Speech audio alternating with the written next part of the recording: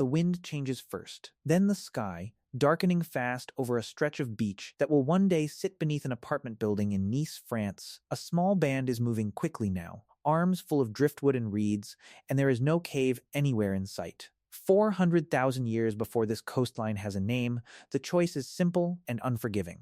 Build something in the next hour.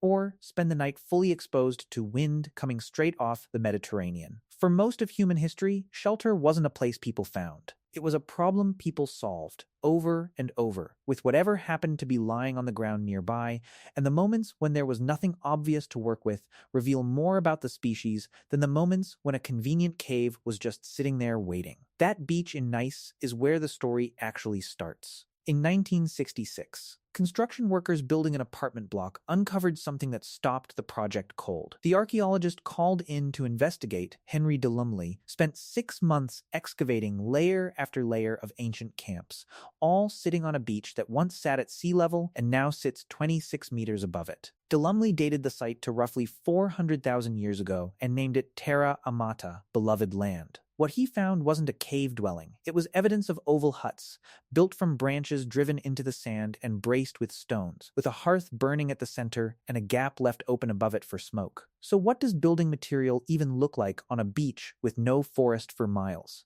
Driftwood, reeds, whatever the tide brought in. The people at Terra Amata weren't waiting to stumble onto shelter. They were manufacturing it, seasonally, out of scraps. Move the clock forward almost 400,000 years, and the same problem shows up again, this time on the shore of a lake, at Ohallo II, on the edge of the Sea of Galilee in modern Israel. A submerged Ice Age campsite sat preserved in mud for roughly 23,000 years before a drop in the lake's water level exposed it. Archaeologist Dani Nadel of the University of Haifa led the excavation, and what his team found was almost unbelievable for its age. The collapsed remains of oval and kidney-shaped huts, built by weaving local branches into a frame, with grass bedding still faintly visible on the floor. One hut alone contained the remains of over 90,000 seeds clustered tightly around a grinding stone. This wasn't a single desperate night. People kept coming back to that same lakeshore, rebuilding the same style of hut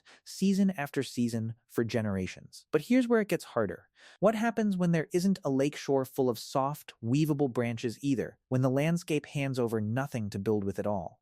That's the situation on the open steppe of what is now central Ukraine, roughly 70 miles southeast of Kyiv, during the coldest stretch of the last ice age. No trees, no caves, just wind and frozen ground, and the bones of dead mammoths scattered across it. Excavations at the site, called Mezirich, ran from 1966 to 1974 and turned up 4 separate structures built almost entirely out of mammoth remains, skulls stacked in a ring for the foundation, tusks arched overhead, jawbones and long bones layered in as framing, the whole thing likely wrapped in hide. A 2025 radiocarbon study led by archaeologist Wei Chu of Leiden University and Pavlo Shidlovsky of Taras Shevchenko National University of Kyiv dated the largest of the 4 structures to roughly 18,000 years ago, and found it may have been used on and off for as long as 429 years. No one was supervising this with a blueprint. It was, essentially, group improvisation with a body count of one very large, very dead animal, repeated until it became architecture. So the pattern by now seems obvious. No shelter, so people build one out of whatever's closest. Wood, or bone, or reed.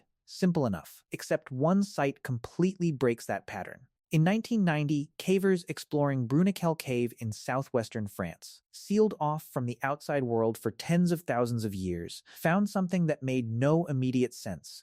2 ring-shaped structures, built entirely out of broken stalagmites, sitting 336 meters from the entrance, deep enough that no trace of daylight reaches that far. In 2016, a team led by archaeologist Jacques Joubert of the University of Bordeaux used uranium series dating on the stalagmites themselves and got a number nobody expected: 176,500 years old, give or take 2,100 years. That's old enough to rule out modern humans entirely. The builders were Neanderthals, carrying fire past every point where the cave already offered easy, comfortable shelter all the way into absolute blackness, just to build something there.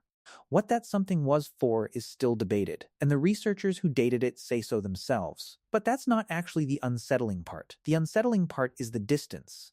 There was usable shelter much closer to the entrance. They walked past it, which means the assumption running underneath every earlier chapter, no shelter, so they built one to survive, doesn't fully hold up at Bruniquel. Sometimes the building wasn't a response to a weather problem at all. Sometimes it looks a lot more like humans, or something very close to human, needing to shape a space and mark it as theirs, whether or not the cold ever demanded it. The instinct never really disappeared. Either someone moving into a furnished apartment for a 6-week stay on the other side of the world will still push the couch to a different wall on the first night, before a single box gets unpacked, not because the apartment is unsafe, but because an unclaimed space still feels unfinished. 400,000 years ago, on a beach in Nice. 176,000 years ago, in total darkness in southwestern France. 23,000 years ago, on the shore of a lake in the Jordan Valley. 18,000 years ago, on a frozen steppe in Ukraine.